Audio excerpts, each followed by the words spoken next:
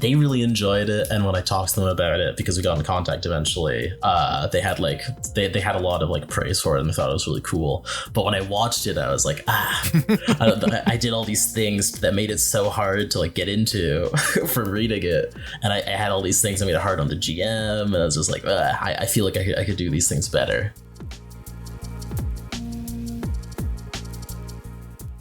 Welcome to Tabletop Talk, a podcast where I talk to tabletop gaming creatives.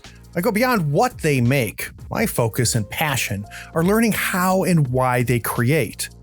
If you enjoy digging deep into the creative process of bringing your favorite games to the table, well, you're in the right place. Enjoy this interview with Joel, the creator of Star and City and Heaven or Hell. We talk about how his experience of playing computer RPGs prepared him to run and create tabletop RPGs, how he discovered the setting of one of his games wasn't working, and how he fixed it. We also get into how he balances paying off the best decision maker in a game while still allowing new players to have fun. Okay, sit back, relax, make sure you got the mechanics of that last game you played right, and enjoy my time with Joel. Hey, this is Ross Bryant, and when I'm not playing characters who are being driven mad by chthonic deities that dwell in the dark abyssal gulfs between the stars, I'm listening to Tabletop Talk. Howdy friends, Craig here. Today I sit down with Joel Vrugdenhil, the indie author responsible for the RPGs Star and City, Dust, Bang, Strikeout, and Heaven or Hell. Joel, welcome to the third floor. Hello, thank you for having me here. It's a long list, my friend. Yeah, and it just got a little longer, actually. How I'm so? known for making some games pretty quickly. I've just recently have released the work in progress versions of Dawn and Sword / Song on my itch as well. Very cool. Well, we're going to get into you as a designer, but before we do that, I got to do the obligatory question. Of course. So there was a day where you knew nothing about role-playing games, nothing about sitting at a table, pretending to be other people and rolling dice, and then it was put in front of you for the very first time. Can we go back there? Sure, yeah. I actually, it's funny. The first time I interacted with tabletop games was I got a 4th edition monster manual from like a bookstore, and the Dark Sun book as well, but I didn't realize it was like a game. I just read them because I thought it was interesting. And eventually in high school, a friend of mine was watching Critical Role, and they're like, oh yeah, I was like, oh yeah, I know what that property is. I wasn't really involved in it, but at that point they were like, oh yeah, we should like get into this, and I just sort of got pulled into it, and I started like organizing a bunch of stuff with my friends and getting like games together and stuff, and since then it's been like a really big part of what I like to do. So Joel, when you were watching Critical Role for the first time there, for the first few times, what was it that compelled you to say, I want to not just watch this, I want to play this? I thought it was really interesting how like, because when I first looked into Dungeons and Dragons specifically, I very much was under the impression that this is kind of just like Lord of the Rings or The Hobbit, because my dad really loved those books, and so it was something I knew about since I was really young. But when I watched Critical Role, I was like, no, they're doing their own thing here. This is like a cool like original product that they're making, and they're really good at it, and I'd like to do something like that. That sounds really fun. So you get enticed and you say, you know what, I think I want to not watch this, I want to play this. So I buy a couple things, get your friends together. We're at the table the first time. Now, were you the DM? Yes. All right. Just sort of like, just because I had like a personality, and I guess I like still do, where I like to organize things and I like to like get people together to do stuff, even though none of us knew what we were doing. It's not like I was much better at DMing than anyone else, but I think I've gone pretty okay at it since then.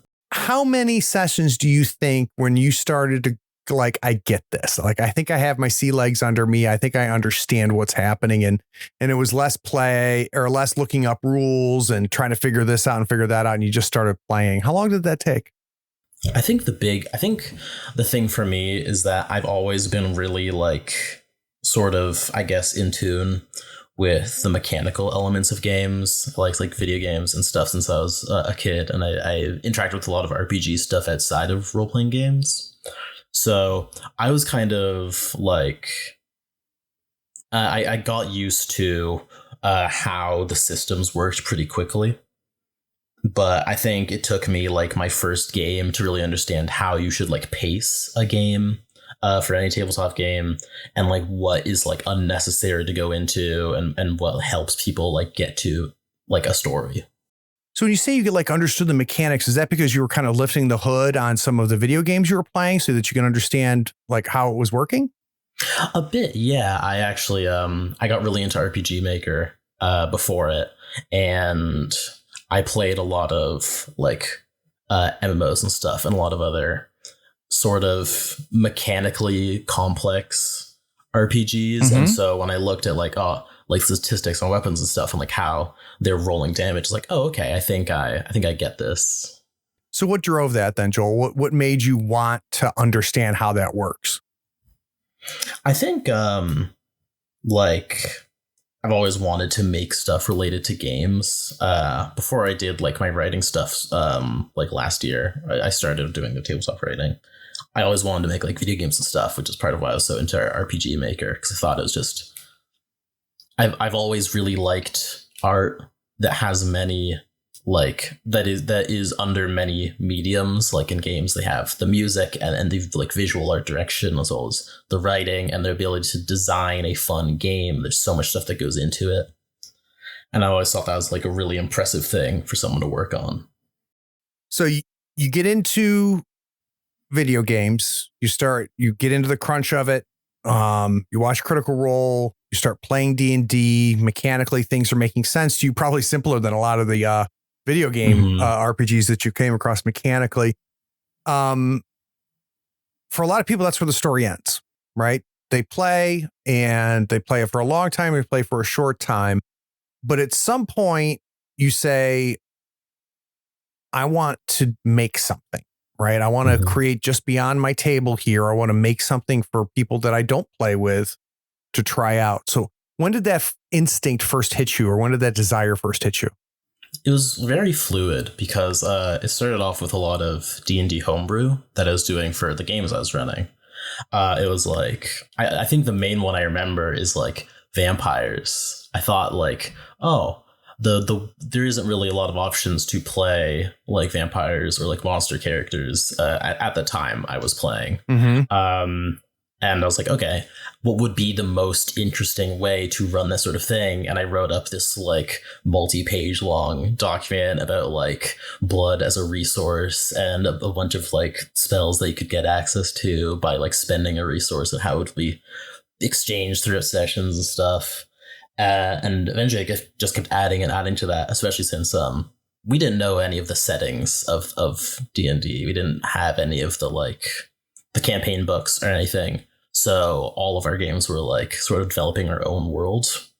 And eventually that got to the point where I was like, I should just write my own game for this, so that we can sort of have a system that better emulates what we want to do. And it just sort of like one more degree of separation from D&D, like every time I worked on something, until eventually I had my first game I released publicly, which was Advent Dawn, which is no longer on my itch. We don't talk about that game, Joel. We don't talk about that one. So were there any other games that you came across that were significant for you? So obviously Dungeons & Dragons started it. Are there other games that came onto your radar that had an impact on you? Not for a while, but recently Lancer was the big one. That's a biggie. Yeah, I didn't. That's got your crunch. Play a lot of Lancer. I only played it like once or twice, but I read it and I really loved what Tom did with like how combat worked, and how I thought it was very sleek, and I thought it was a lot more focused than D&D in ways in ways I really liked, and more so than the actual game. The community on their Discord, I've heard that. I shared a lot of my projects with them and my games and stuff, and I got a lot of really good feedback that has had a very big influence on what I write today. I've heard that about the Lancer community, that and the other game that you always hear that about is Dungeon Crawl Classics. Like those two communities are just so welcoming, so encouraging, and a big reason why those games are successful. Yeah. So guys, the Insider Insight series allows me to sit down with designers, developers, artists, writers, and creators and learn how they approach their work. I try to understand their process, inspiration, and the methods for crafting their creations. And that's what we're going to do with Joel.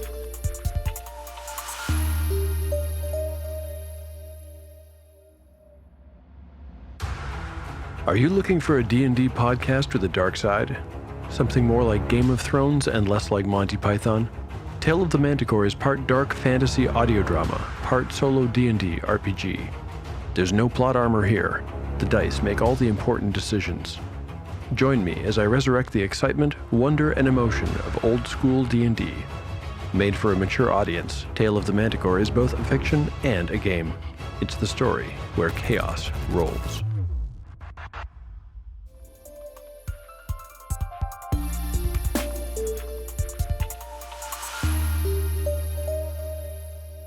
So Joel, I want to start off by talking about Star in the City. So I'm going to read a little blurb about it so we can have a little bit of context, and let's dive into where this thing came from.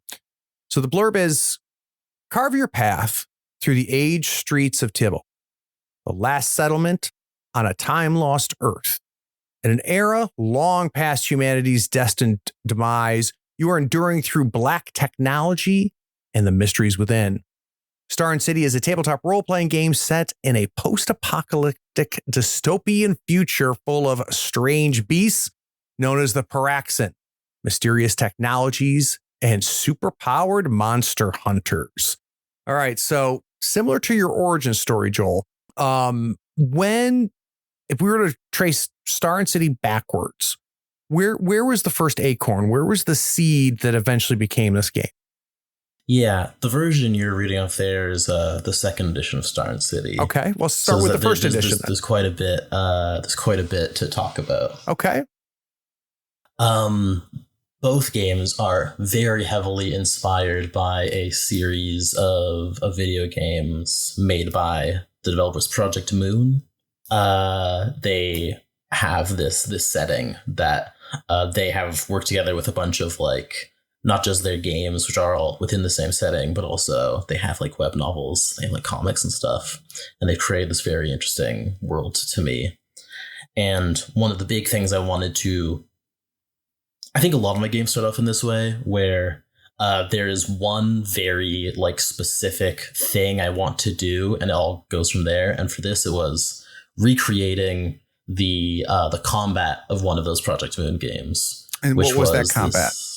Yeah, it was this sort of card game where you had to play cards into a set of opposing attacks, and each card had dice on them where you had to roll against each other, and you have a bunch of these clashes, and there's tags on the dice that make them have different properties and stuff, and all of these weird different mechanics that came together as this fun deck builder game. And I wanted to see how much of that I could put onto a tabletop game without overloading someone's brain trying to read it. So for you, Joel, would it be fair to say then Star in the City mechanically came before the setting, or did they come together? I think yes. Originally, Star and City was pretty much just a fan game. I don't think I'm very good at writing settings and the more fiction based elements of RPGs. So it was more so I wanted to create a sleek project that fit those goals I set. Right. And then from there I developed a setting off of it that was more that could stand on its own. And I don't think the first edition did that very well. I think I did achieve my goal, but I don't think it's a very good tabletop game. because it's so complex, really. And how did you figure that out, Joel? So how did you, after designing it and obviously putting it out into the world as a first edition, when did the realization, or how did that realization come to you that, yeah, this is not working as well as it could? I think it's there's a group. There's a streamer that did a live play series for it, which I'm super glad for. I think that's great. That's the only time that's happened with any of my games so far. And they really enjoyed it. And when I talked to them about it, because we got in contact eventually, they had they had a lot of like praise for it, and they thought it was really cool. But when I watched it, I was like, I did all these things that made it so hard to like get into for reading it. And I had all these things that made it hard on the GM. And I was just like, I feel like I could do these things better. And then I did. Can you give me an example of one or two of those things? So things that you saw as being a blocker and fully enjoying the game? I think it wasn't very accessible physically because of how many dice it used, all of it. To summarize as best I can, the tabletop game is effectively, you have a set of like feats or abilities or whatever, and all of them have a set of dice that they would give you. Like maybe you have like cybernetic arms, and it gives you 3d8 when you use it. Mm-hmm. And then there's specific situations where you use it, like, oh, you can only use these if you're like trying to overpower something or someone with your big scary metal arms. And then when you would go into like a combat of some sort, or I call them conflicts because it can be social or physical. You would say, I want to use all of these powers that I think apply, and you roll all those dice, and then those values that you rolled, you would sort of hit into the opposing dice to see, who was the last one standing. They had a set of tags that gave them special ways that they interacted with other dice and stuff like that. But that was the base idea of it. And just resulted in needing to have a lot of dice. so like literally physically, there's just so many dice required by the players. Yeah, and like I know some people definitely have that much, but then there's also the issue of like laying them out on like a table or something that would be really like messy. And I imagine like dice would like roll over and be hard to track their values the whole time. And it worked okay digitally. It didn't even work great digitally, but I knew like if someone tried to do this in person, it would be a shit show, So you watch that, you decide, hey, maybe I can. Now, would you consider version 2 sanding the corners or a rebuild? Pretty much a rebuild. Okay. It does still involve like a lot of interactions with like using dice, but the way you use them is totally different and makes it so you don't need to have a ton out at a time. How so? The main thing really with Star and City 2 is that it's focused on more traditionally, unlike the first one. The first one, I think, like sort of invoked the idea of like one big clash. You only roll out all your dice once. That's both basically your health and your damage and your abilities and all of that. And then the interactions between those dice would just be very complex. Mm-hmm. Where in Star and City 2, you have turns and rounds, and it's more so about having not just less dice, but only one kind of dice. It's always D6. And optimizing those out with your abilities. You have abilities that like cost you dice or give you more dice and stuff like that. So it's still very complicated and very like deep in how you want to like optimize if you wanted to like war game it. Yep. But physically, there's a lot less to manage. So you mentioned, Joel, cards. Now, are cards still part of the game mechanically? Cards, originally they were, but I've taken it out of. Okay. They didn't go into the first version, so it isn't the second version either. I would like to do something like that. I am actually working on some card stuff, but that's unrelated. That's top secret. We're not going to talk about top secret.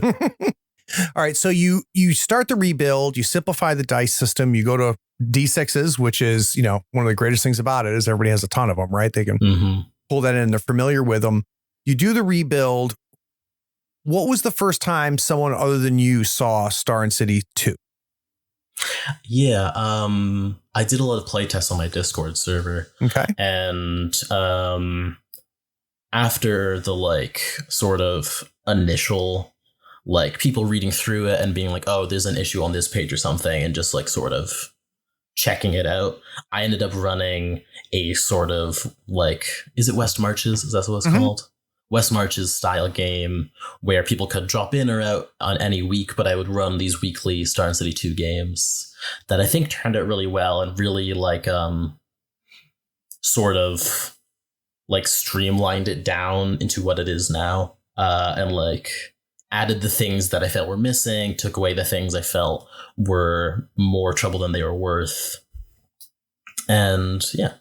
Can you give me a feeling what some of those that you took away are? So what were things that were in there that in doing those West March style play tests over and over and over again, you said, you know what, I can drop this, or I need to streamline this. Can you give me some examples? I think the way the meta currency of the game, I forget what it's called now, but there is a sort of like hero points style meta currency. Before, the way you got it was very complicated, and there was a lot of conditions that originally I thought were like, okay, yeah, it creates a lot of like interactions I want to see in the game, and stuff like that. But in reality, it just made it so that tracking it, and same with it, like gaining experience, tracking it and like trying to figure out, oh, how much of this do I get like in the middle of a session, just really ruined the pacing. And just lots of like unnecessary, not math, but like just like cross like checking the rules to see like how one section interacts with another and all of these things. So if I'm hearing it correctly, Joel, between Star City 1, the rebuild into Star City 2, and you know, the play testing process, what I keep hearing is I simplified things. I found this was too difficult. This was you know, this could go away, right? Mm-hmm. We put Star in a City in a box now. Do you think you now approach design differently, having gone through that arc with Star and City, or do you find yourself being too complicated still at the beginning and then streamlining over time? I think all of my games have sort of pushed me in that direction. Yeah. My first project was like hundreds of pages long. The way you built each of your weapons was as complicated as your characters. There was like 50 pages of like feats per like the 6 classes or whatever. And eventually I just realized this is taking way too long, and it's also hard to read, hard to build, and realistically it's not providing as much depth as it is word count. And I think each game after that, Star and City 1 was my next project, actually. I think it's my second ever project that publicly has gone out. That was still a really complicated. It was more focused, which I think is good, but it was still hard to play. As I went forward and released more things, especially because Fang and Strikeout, which are SRD games, system reference document games, I was sort of forced to be restricted, and a lot of those projects sort of pushed me towards figuring out how to create depth without adding complexity. And what did you figure out? So what did you figure out how you can still have the depth and crunch that you want without being complex, and that complexity does not equal depth? What did you figure out in that thing? Yeah. There's a few things that I did. Like what? A few things like all of my games more recently do now. One, I think, would be this one is a bit, I think, like, I don't think this is like really like a correct thing to do. Like, oh, people should like listen to this as advice as game designers, but like all of my games now pretty much completely split up narrative and like roleplay mechanics and combat into 2 separate groups. This is mostly on a like design end for me. It makes it a lot easier for me to not get too many mechanics tangled up in ways where like if I changed one, I'd have to change everything else. Or like, I think something I really don't like is when people sacrifice the way they want to play their character in the RP for more optimized like combat abilities. Right. I think that is, you should be able to play the game part of the game as however you want without needing to sacrifice how the character is presented narratively. The other thing is I don't think I've added like equipment into any of my games since my first one. Why?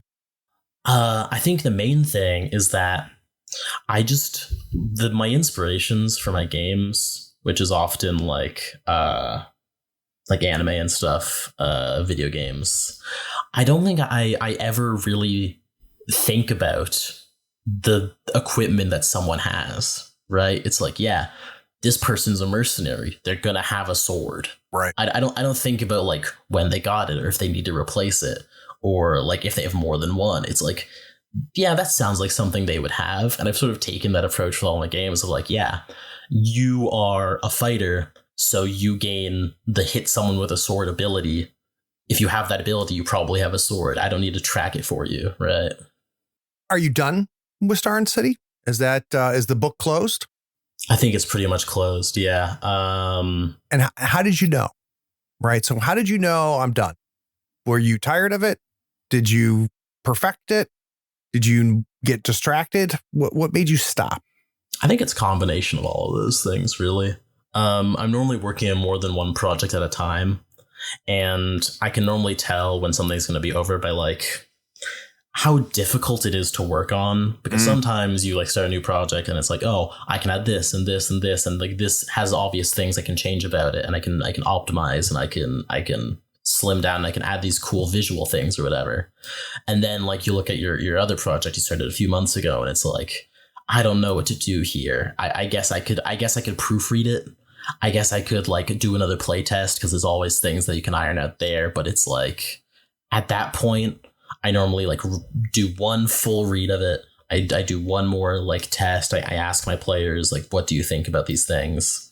And then I start setting up like the itch pages, start to do the like release parts of the work. Very cool. So guys, we're going to take a quick break. When we get back from this break, we're going to talk about 2H or Heaven Hell, and we'll also talk about what is Joel groove on. We'll be right back.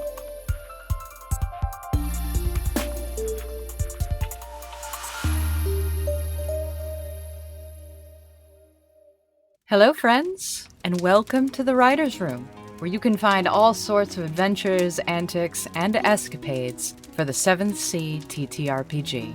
I'm Zoe Jackson. I'm Evan Ackley. And I am Patrick Keefe. And we're here to tell you the stories of 7th Sea. If you enjoy actual play podcasts featuring adventure, drama, and swashbuckling heroism using music and dynamic sound effects, then you've come to the right place. Not only do we bring you stories from our 7th Sea gameplay, we also discuss the mechanics of the game in special episodes called Notes with the Narrator. To learn more, our Linktree link will be in the bio, and that will help you find us on your favorite podcatcher, as well as support us through our many different platforms. Won't you join us?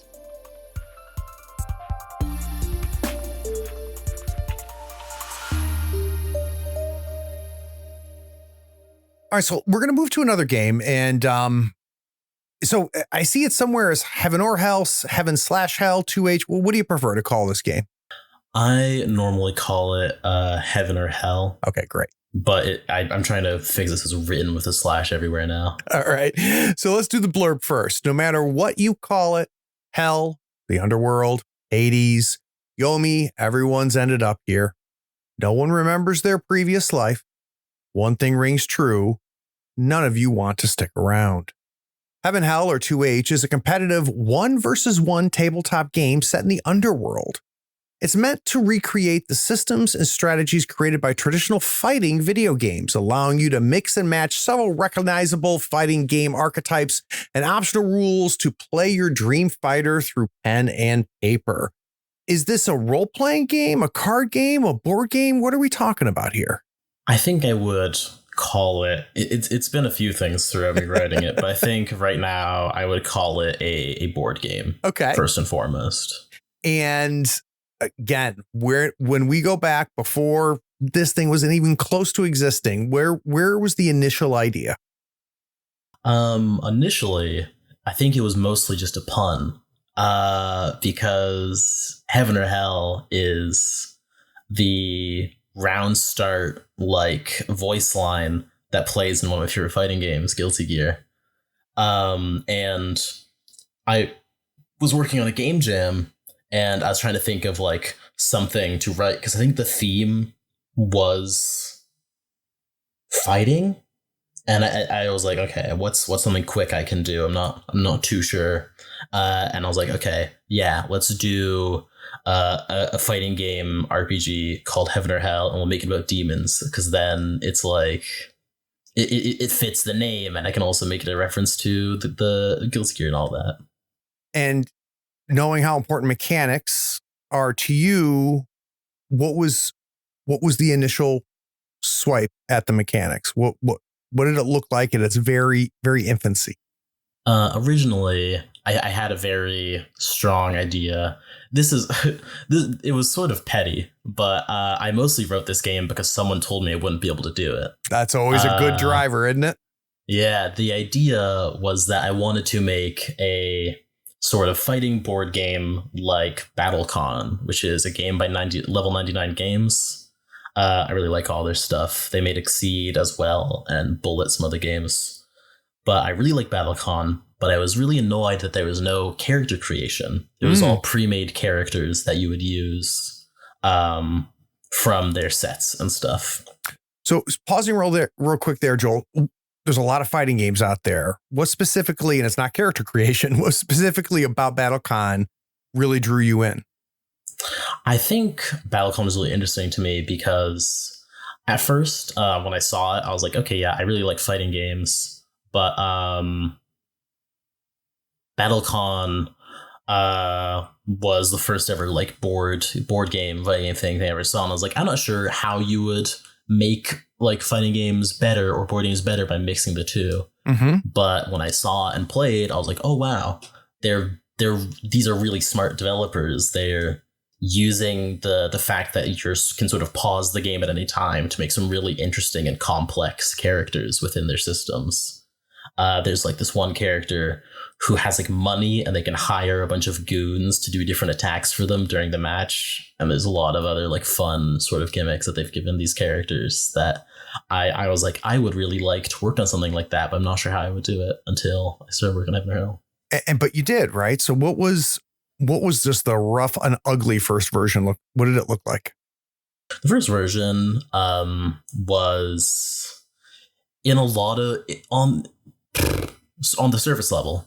It was very similar to this current version. Okay, you moved along on a one-dimensional grid, and you would. We say a one-dimensional grid. You mean just x-axis, or like what do you mean by that? Yeah, it's just like it's a 1x7 sort of line of squares. Okay, basically. Gotcha.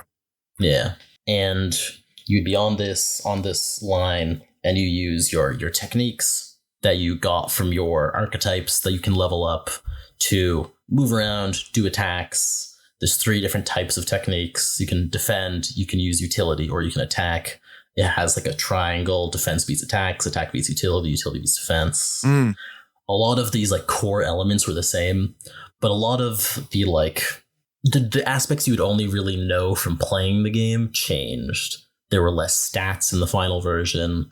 The variation that you got from dice rolls was lessened. The dice sizes were more squished together. There was a lot more content. The final version has 10 archetypes. The first one I think had like 6 or 7 or something. I don't exactly remember. It's a lot more well done visually. I did a lot of good layout work. The title page is wonderful, which wasn't in the first version. There's like art in it. There's a lot of that sort of stuff changed. So when I'm playing, am I still on basically a row of squares? And am I right in saying it's got a bit of a rock, paper, scissors as far as the choices each player makes, or? Basically, yeah. if you've seen like what is it? Rock, paper, scissors, lizard, Spock. Sure. From like Big Bang Theory. Think of how that is just like taking rock, paper, scissors and then adding in one more element, and then just do that like 10 more times. That's basically what Heaven or Hell is. So what are the extra elements you added? The big thing is, one, spacing, because you're on a row. Things have ranges. You want to be moving in and out of those ranges and making sure you can hit your attacks. The next thing is the fact that there's resources. There is health and hope, with hope being basically your advantage state. If you have higher hope than your opponent, you have the advantage. Your attacks will beat theirs unless a specific like effect of their attack stops it. And when you reach 0 hope, you break and your opponent gets a free turn on you. A lot of bad things happen. So it's about sort of managing those resources while trying to like sort of do risk management, is really what it is. It's like, oh, I'm within 2 spaces of my opponent. I know that they can only hit me with this move. So I can do this option, which will defend against that move, but not defend against them running up at me or blah, blah, blah, blah, blah, blah. And just sort of trying to guess for what is best for you.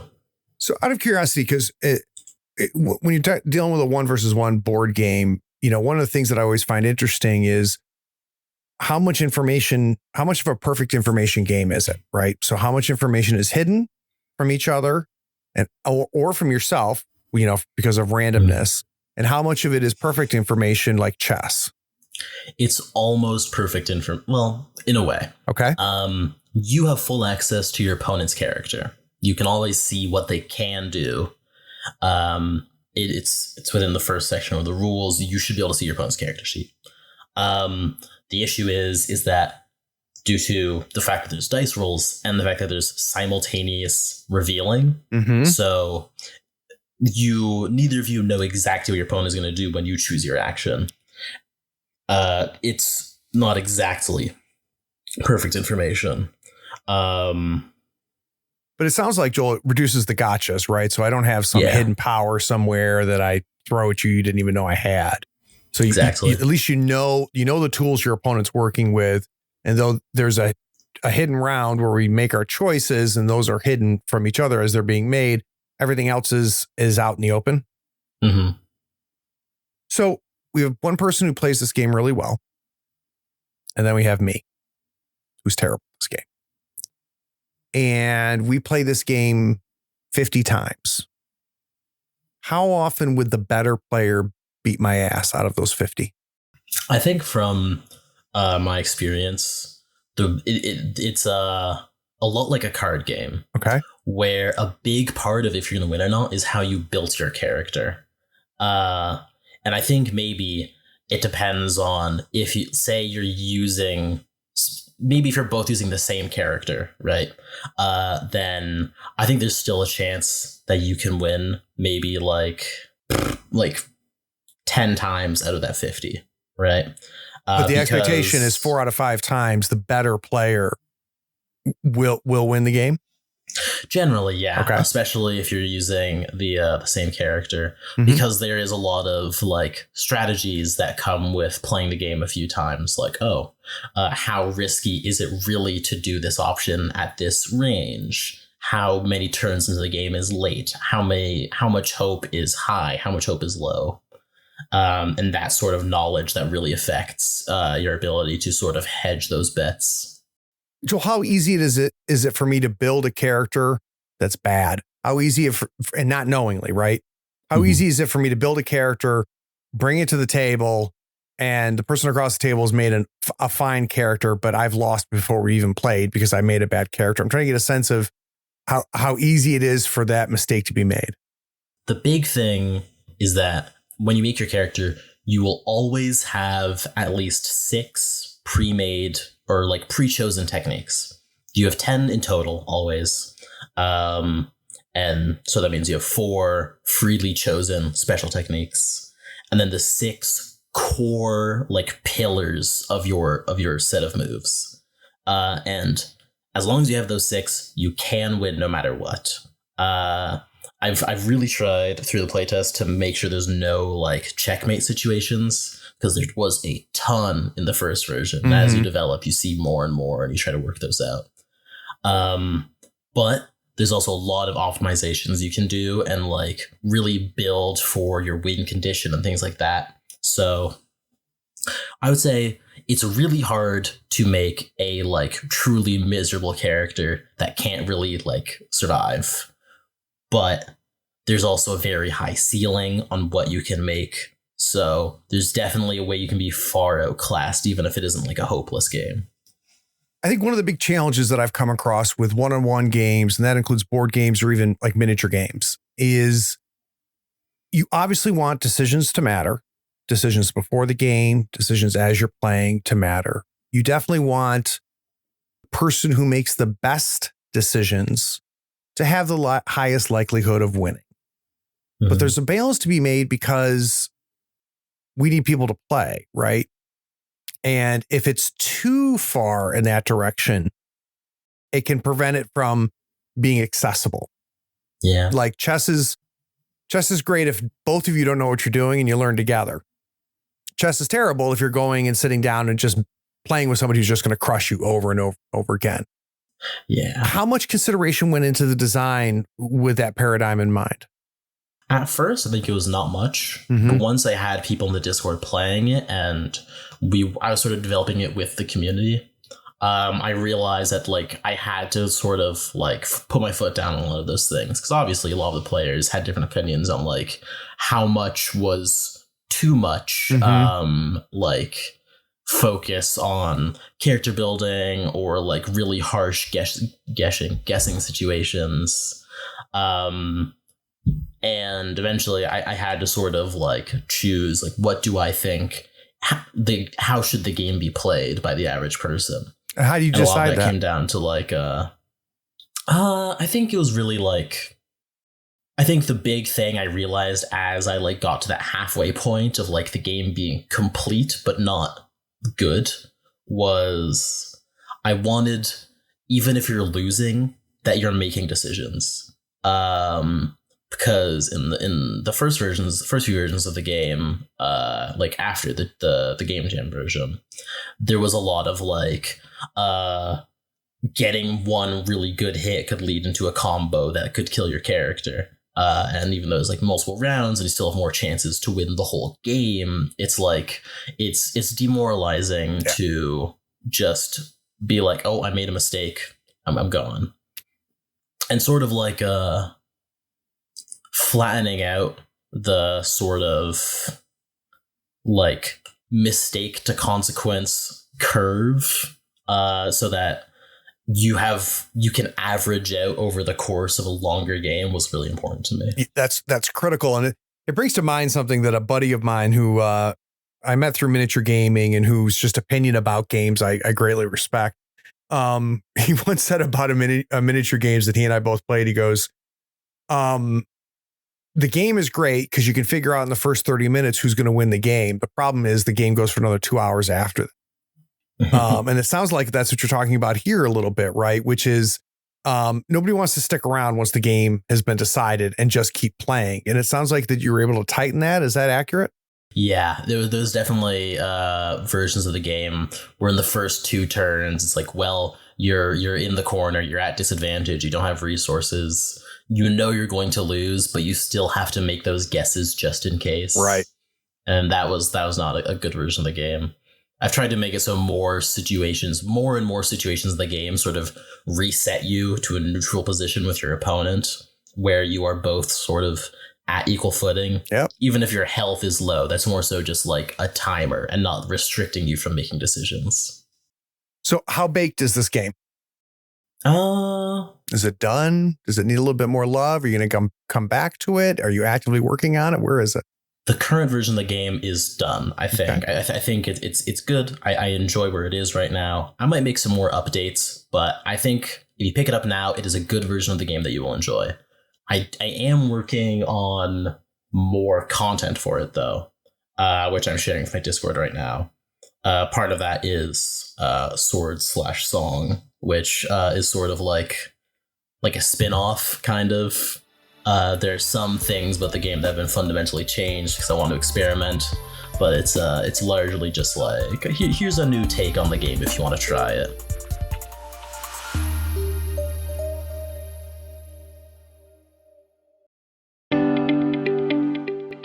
This is the part of many podcasts where someone comes on, interrupts the show, and explains that you should consider paying for the content that you're listening to right now for free. That pitchman explains by giving $1 or more a month, you not only support the show, but you allow the show to grow and improve. Here on the third floor, we refuse to interrupt your episode of Tabletop Talk with such time-wasting pleas. We pledge never to run a spot asking you to go to patreon.com and give $1 or more a month because supporting content creators keeps the content coming, even if there is a link in the show's description. And there is. We don't ask you to click it and become a patron. We don't waste time rambling about the benefits like early access to episodes, getting episodes without ad breaks like this, or even getting a chance to play in one of Craig's RPG sessions. Anyway, enjoy this episode knowing Tabletop Talk, despite being supported by its patrons, won't engage in such blatant appeals for support.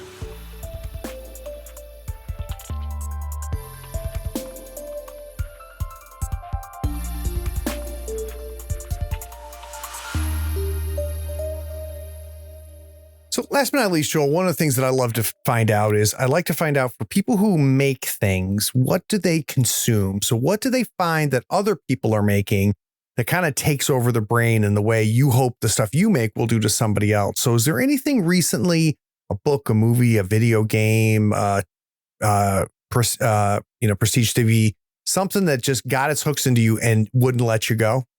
A few things, yeah. I talk about this a lot when I talk about my games, but really trashy manga is the big one. So let's first define it. So when you what makes something trashy and trash in manga for you? I think the big thing is like missed opportunities. Like I'll read something and like, oh, the art is really good. This person is incredibly good, like a designer. They have a lot of fun, like ideas, and like looking at it from the outside, it's like, oh, this sounds like a fun thing to go into, but like it's poorly written or poorly paced, or the opposite is true where it has amazing writing, but I think it's kind of generic visually or something. And it's like, I want to see what I can do with these ideas. Fang was that. It was like I read a bunch of vampire stuff and I was like, I don't really like most of this, but I like vampires. I want to see what I can do with that. You know what I mean? So for you get joy in finding an imperfect work because it can be an inspiration. Mm-hmm. I think that like everything, I think calling it trash is a bit mean because I do genuinely think that like if you make something, it should be celebrated. Amen. And that if anyone enjoys it, it's an amazing product, even if like I think there are problems with it. I really respect especially people who make multi-medium stuff, like the developer of Guilty Gear, Daisuke Ishitari. He, at least for the first one, did a lot of the programming. He did all the music. He voice acted one of the characters. He did this concept art for the game. And it's just because of that, I think it's a piece of art that like screams what this person liked. They liked Queen. They liked American music, and they really liked belts. And even though it's like silly and like when it all comes together, it kind of looks weird as an outsider. When you dig into it, it's like I really like that. I feel like I got to know this developer because they worked on so much of it. That is cool. So you're also, we covered the trashy part, but you were specific. It's trashy manga. Do you have the same love for trashy novels, trashy bad movies, or is it specific to manga? I think it's specific to manga because I read it very fast. I can like, I don't need, a lot of the times I don't even need to read it fully. Like I get the idea and then I look at the art and I'm like, okay, I can just skip through this. I like read a bit before I go to bed or something on like a website. But with like shows or novels, I have to sort of like invest myself into it more. And at that point, sometimes I like get embarrassed. I'm like, am I really like spending my time on this? Or I get bored. But with like manga, I can just sort of like, it's like junk food, you know? Pull the Band-Aid off quick. Exactly. I do really like some good, I do like some actually good media. I really like the Terry Pratchett books. Oh, I nice. really like a lot of video games are a huge inspiration for what I do. I've always liked like The Hobbit, Lord of the Rings. I like a lot of traditional sort of fantasy stuff when it comes to books. I'm not done talking about trashy manga yet. Oh, okay, that's good. So I want to hear the two best of the worst. So someone listening here goes, this is really interesting what Joel's talking about. I don't even know where to find like two good examples of trashy manga to get the same kind of effect that Joel's talking about. So what are two trashy manga you would recommend? Yeah, I'm going to pull up my library. Yeah. And I'm going to name some that have directly inspired something. Perfect. I don't remember. I don't think this one's really that trashy, but Blue Lock is a very cheesy and sort of like, what's the word that they use?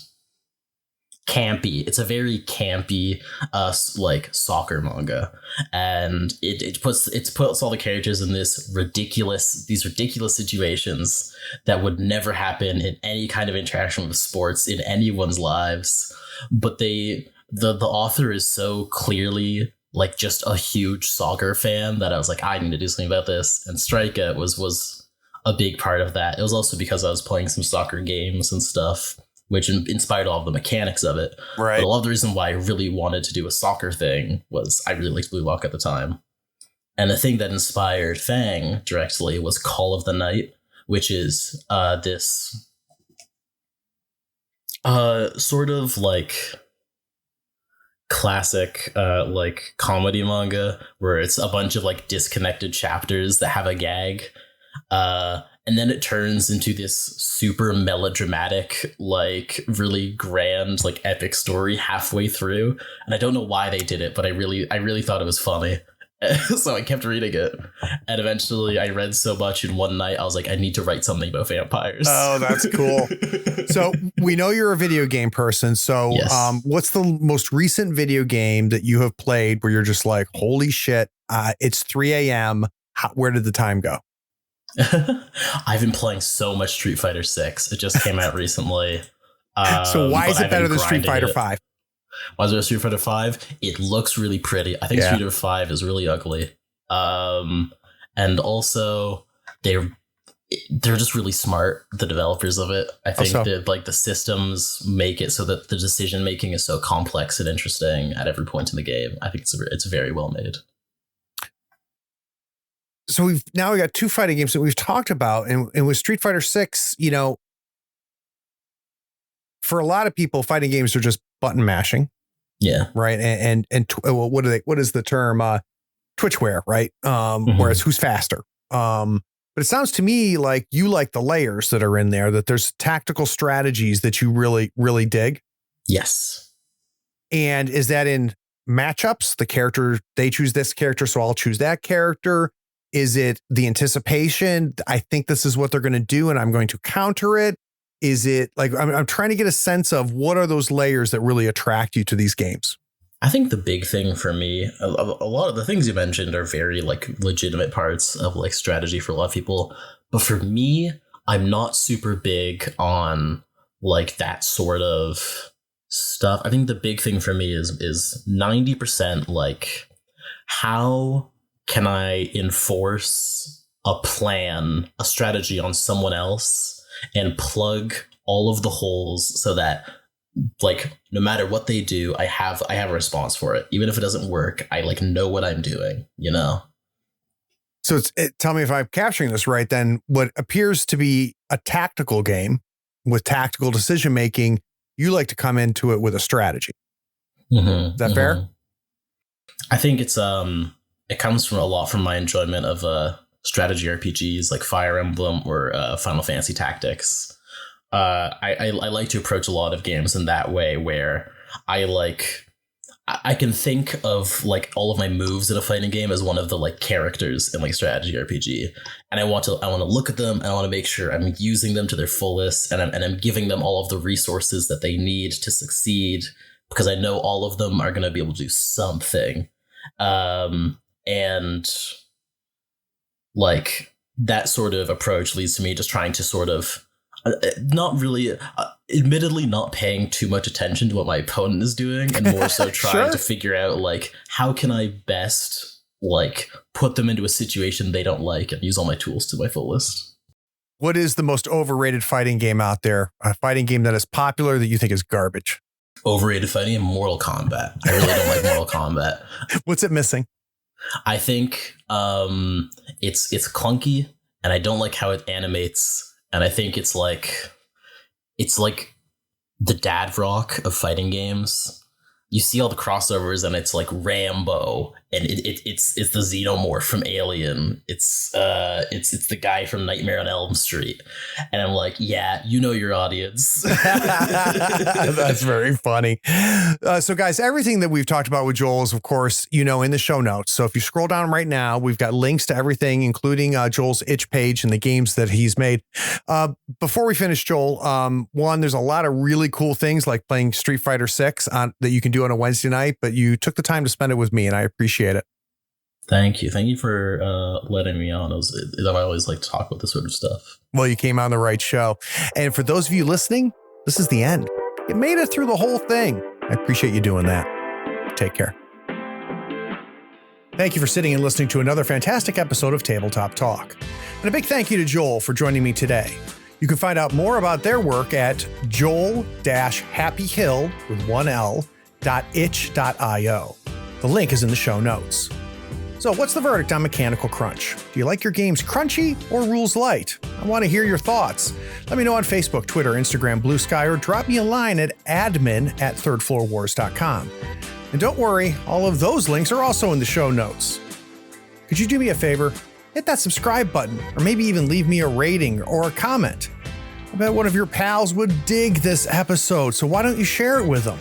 Do not want to miss the next episode. I talk with Jim and Rachel from Tabula Sono about their virtual tabletop platform of the same name. Happy gaming, my friend. You know that thing you've been thinking about? That game that's just kicking around in your brain? Well, you know what today is? Today is a great day to make. So why don't you pull that out and start working on it?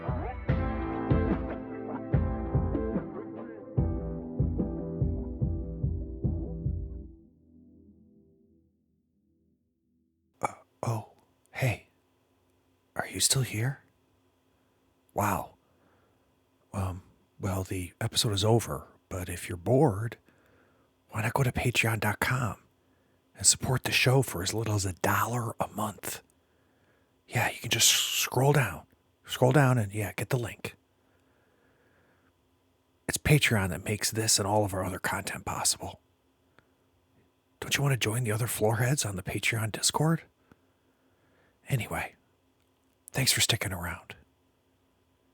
Take care.